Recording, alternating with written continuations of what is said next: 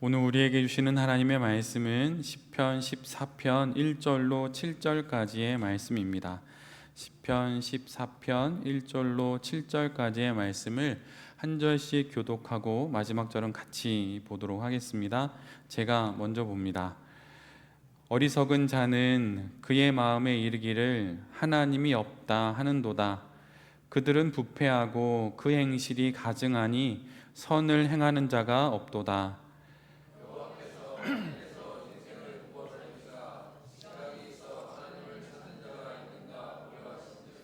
다 치우쳐 함께 더러운 자가 되고 선을 행하는 자가 없으니 하나도 없도다.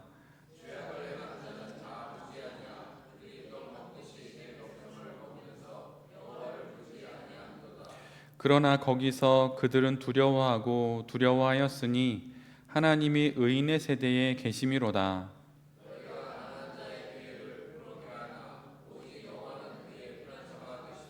함께 봅니다. 이스라엘의 구원이 시온에서 나오기를 원하도다. 여호와께서 그의 백성을 포로된 곳에서 돌이키실 때에 야곱이 즐거워하고 이스라엘이 기뻐하리로다. 아멘. 오늘은 시편 14편의 말씀을 갖고 사업의 역순 이런 제목으로 함께 하나님 말씀을 나누도록 하겠습니다. 성경이 말하는 어리석음이라고 하는 주제들은 지혜서를 포함해서 성경 곳곳에 늘 언제나 담겨 있습니다. 그렇다면 성경이 말하는 어리석음 무엇을 뜻하는 것일까요? 어리석은 사람은 또 어떤 사람을 말하는 것일까요? 성경이 말하는 어리석음은 무식하거나 학벌이 없거나 무지한 것을 결코 말하지 않습니다. 성경이 말하는 어리석음이라고 하는 것은 하나님이 없다고 여기는 것, 그것이 바로 성경이 말하는 어리석음입니다. 바로 무신론자들을 어리석다고 말하는 것이지요. 오늘 시편은 바로 이런 어리석은 자, 무신론자, 신이 없다고 말하는 그 사람들에 대해서 이야기합니다. 그러나 사실 이 말씀이 성경 안에 들어있다고 하는 사실을 통해 우리 모두가 알게 되는 것은 오늘 성경이 말하는 무신론자, 어리석은 자는 그냥 무신론자가 실은 아닙니다. 그는 원래는 성도입니다. 그렇지만 상황과 조건에 따라 하나님이 없다고 여기는 사람들, 바로 그러한 사람들을 오늘 본문은 말하고 있는 것입니다. 하나님을 현실적인 요소로 고려하지 않는 자, 바로 그러한 자가 어리석은 자라고 오늘 시인은 말하고 있는 것이에요. 사도행전을 보면 사도행전 24장 25절에 이런 말씀이 있습니다. 유대 총독 벨릭스와 그의 아내 두루실라가 자기 앞에 잡혀온 사도 바울에게 그가 전하는 그리스도 예수의 그 도가 무엇인지를 묻게 됩니다. 그러자 사도 바울은 중요한 세 가지 단어를 언급하면서 다음과 같이 한 문장으로 정리해서 전해줍니다. 바울이 의와 절제와 장차 오는 심판을 강론하니 벨릭스가 두려워하여 대답하되 지금은 그냥 가라. 내가 틈이 있으면 너를 다시 부르리라. 사도 바울은 자신이 전하고 있는 진리를 세 가지 단어로 정리해서 전해줍니다. 의, 절제, 그리고 심판입니다. 구원의 교리에 따르면 모든 이들은 칭의를 통해서 의롭게 됩니다. 그리고 그 이후에 사랑으로부터 시작하여 절제로 끝나게 되는 성령의 9가지 열매를 맺으면서 거룩하게 되는 것, 즉 성화가 되어져 가는 것이죠. 그리고 마침내 다시 오셔서 심판하실 주님을 만나서 영원히 주님과 함께 하게 되는 것입니다. 즉 의로 시작하여 절제로 거룩을 이루며 심판을 지나 영화에 이르는 것이 바로 우리가 받은 구원에 대한 가장 정확한 설명인 것입니다. 설명하자면 이론적으로는 의 다음에 절제가 오고 절제 다음에 우리 모두가 심판에 이르는 것입니다. 그러나 이 땅에서의 실질적인 우리의 삶을 살아가는 그 순서는 그 반대입니다. 즉, 장차 올 심판을 아는 자, 그래서 그 심판을 날마다 고려하며 사는 자만이 오늘 절제할 수 있습니다. 그리고 그렇게 절제할 수 있는 사람만이 지금 여기서 의롭게 살아갈 수 있게 되는 것이지요. 원리적으로는 의를 지나 절제를 통과하여 심판에 이르게 됩니다. 그러나 우리의 실제적인 삶에 있어서는 그 역순으로 우리 모두가 살아갈 때 이 땅의 삶을 온전히 살 수 있는 것입니다. 그래서 그 순서를 정리하자면 심판, 절제, 그리고 의가 되는 것입니다. 심판주로 오실 주님을 고려하지 않고 절제할 수 없고 절제하지 않고서는 의로울 수 없기 때문입니다. 무신론자, 즉 하나님을 고려하지 않는 자들에게는 그런데 이런 안목이 없습니다. 그냥 오늘을 살아 내일이 되고 그렇게 하루하루를 모아 미래를 만들어 간다고 생각을 하지요. 그러다가 죽으면 그냥 끝인 것입니다. 그러나 기독교 신앙은 이렇지 않습니다. 기독교 신앙은 말하자면 오늘 설교의 제목처럼 역순의 신앙입니다.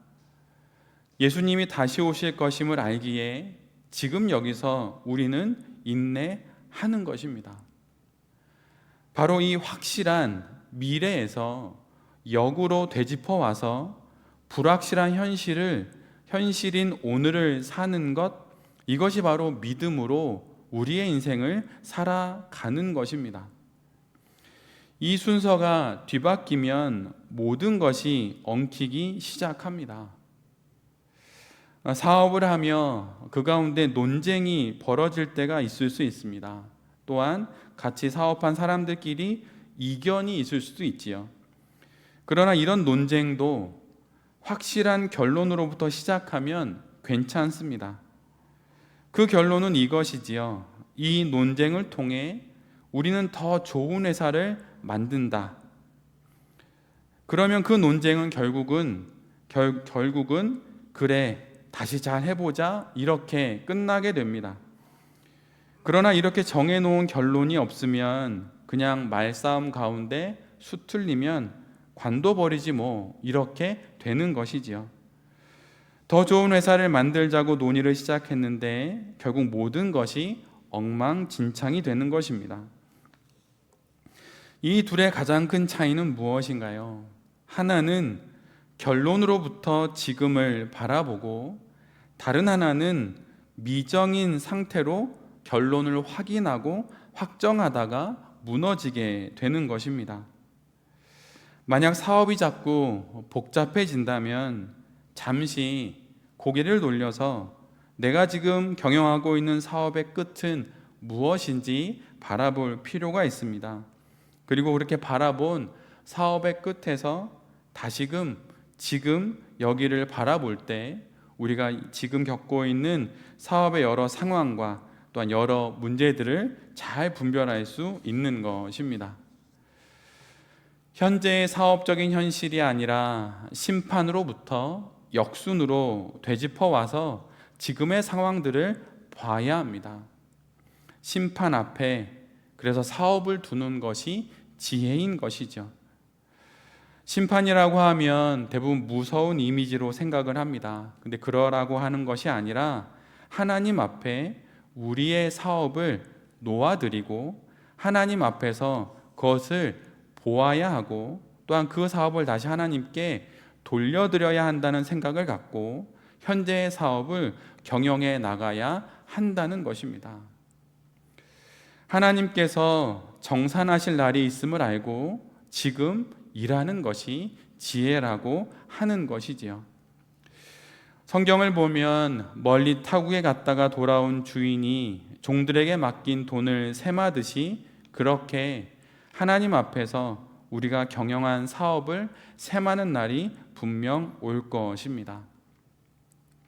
장차 다가올 그날을 염두에 두고 이미 와 있는 오늘을 살아가는 것이 바로 지혜입니다.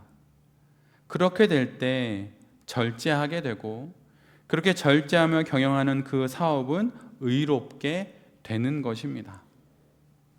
넓은 시선으로 긴 안목으로 우리가 맞이하게 될 우리의 인생의 끝에 만나게 될 그 하나님을 바라보고 지금의 사업을 돌아봐야 하는 것입니다. 기업 사업가로서 우리 모두가 사업을 함에 있어서 바로 이 시선을 놓치지 않아야 합니다. 큰 그림으로서의 심판을 생각하며 바로 지금 오늘 이곳에서 내가 해야 할 일을 행해야 하는 것입니다. 저도 언젠가는 목회를 은퇴하겠지요. 사실 저는 그 은퇴를 기대하는 것이 아니라 기다리는 것이 아니라 그때 제가 어떤 모습일지 가끔은 생각을 합니다.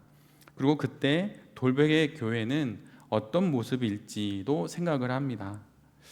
만약 돌베개 교회가 지금 같은 모습이라면 제가 은퇴하는 날 돌베개 교회에 오려고 하는 목회자는 아마 아무도 없을 것입니다. 만약 그렇게 제가 목회를 했다면 하나님께 돌베개 교회를 보여드릴 때 저는 책망을 받겠지요. 심심풀이로 동아리 활동하듯 신앙생활 즐기듯 그러다 그렇게 목회하다 온 것은 아니냐고 말씀하시며 저를 질책할 것입니다. 그래서 저는 제가 돌베개 교회를 은퇴하게 될 때 돌베개 교회를 오고 싶어하는 목회자들이 많은 교회에 그런 교회를 만들어야 한다는 생각을 하고는 있습니다. 잘 될지는 모르겠지만 하고는 있습니다. 은퇴를 생각할 때 그런 마음을 갖게 된다는 것이에요. 목회도 그러한데 사업은 어떠할까요? 여러분들이 여러분의 사업 현장에서 은퇴할 때쯤 하나님께 그 사업을 돌려드릴 때쯤 그때쯤 하나님께서 여러분을 또 여러분의 사업을 뭐라고 평가하시겠습니까?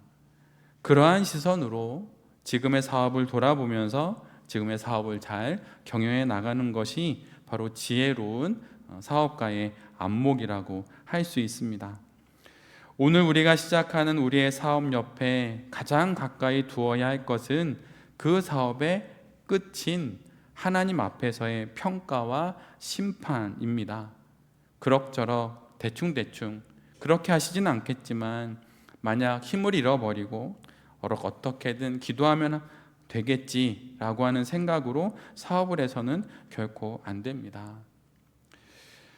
우리 모두가 하는 그 사업은 참으로 절실하게 해야 하고 성실하게 해야 합니다. 지난 주 중에 돌베개교회 설교에서도 했던 문장이긴 한데 신앙의 신실함으로 일의 성실함과 삶의 절실함을 대신할 수는 없는 것입니다. 정말로 절실하게, 정말로 성실하게 분초를 다투며 열심히 하십시오. 그리고 목표를 가지십시오. 가끔은 믿음이 없는 사람들의 경영하는 모습과 또 그 내용들을 책으로 읽을 때면 정말 경탄을 금하지 않을 수가 없습니다. 어떻게 신을 믿지도 않는 저 사람들이 저렇게 열심히 일을 할 수 있을까?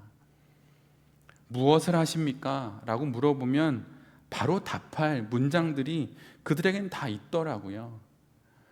올해 매출이 얼마입니까? 목표가 얼마입니까? 그럼 그들은 다 대답해요. 여러분이 하고 있는 사업, 그 사업체 올해 매출의 목표가 얼마입니까? 만약 없다면 여러분 그건 순전한 게 아니라 순진한 것입니다. 반드시 사업가라면 매출의 목표가 있어야 하는 것이에요. 목회는 그러기가 좀 어렵습니다. 100명, 200명 그럴 수는 없어요. 원래 목회가 그렇더라고요. 그런 마음을 먹다가도 사업이 아닌데 그럴 수가 없어요. 인원수를 셀 수가 없어요. 근데 사업가라면 여러분 올해의 매출액이 있어야 합니다. 순수익이 있어야 해요. 오늘로 2025년 하반기가 시작됩니다. 상반기를 돌아보고 다시 한번 하반기를 시작하면서 어떠한 마음으로 어떠한 기준으로 시작해야 할지 다시 한번 정리할 필요가 있습니다. 베이직 랩에 오고 나서 여러 책을 많이 읽는데 정말 많이 여러 책을 봅니다. 근데 칼의 노래에 이런 글이 나와요. 본 것을 본 대로 이야기하고 들은 것을 들은 대로 얘기하고 본 것과 들은 것을 분리해서 얘기하고 보지 않고 듣지 않은 것은 이런 방구도 이야기하지 말라. 이것은 당연히 이순신 장군이 했던 말입니다. 근데 이 부분을 읽은 어느 사업가가 이렇게 이야기했어요. 이순신 장군은 팩트에 기반한 전략으로 23전 23승을 거두었다. 이처럼 본 것이 전쟁의 승패를 가를 만큼 중요합니다. 또한 들은 것이 전쟁의 승패를 가릅니다. 그래서 보고 들은 것이 힘이 있는 것이지요. 그렇다면 기독사업가로서 우리가 본 것은 무엇이고 우리가 들은 것은 무엇입니까? 그것은 바로 우리의 사업의 끝에 하나님의 심판이 있다는 것입니다. 우리 모두에게 있는 그 끝을 온전히 바라볼 때, 그 끝에서 들려오는 이야기를 우리가 귀담아 들을 때 우리는 오늘을 분별하면서 사업을 해나갈 수 있는 것입니다. 신앙의 세계에서 쓰는 용어 중에 관조라고 하는 말이 있습니다. 이 말은 그냥 멀뚱멀뚱 멍하니 관망하는 것이 아닙니다. 이 말은 혼란한 환상을 꿰뚫고 정확하게 실상을 마주한다는 것입니다. 지금 나의 눈앞의 환상들에 현혹되고 있는 것은 아닌지, 순전함으로 착각하고 있는 것은 아닌지 꿰뚫어 볼 필요가 있습니다. 그리고 그것들을 꿰뚫어 영원하고 참된 실상이신 다시 오실 예수 그리스도를 관조하면서 다시 이 사업을 힘내어서 경영해 나가는 우리 모두가 되어야 할 것입니다. 이리저리 어지럽고 어수선한 사업의 현실 속에서 새로운 돌파구가 보이지 않는 이 현실 속에서 다시 한번 우리의 사업의 끝에 계신 그 하나님을 바라보고 지금의 문제를 직시하면서 문제들을 잘 풀어가는 여기 계신 모든 대표님들과 또 이 말씀을 전하는 제 자신이 될 수 있기를 간절히 기도드립니다. 아멘.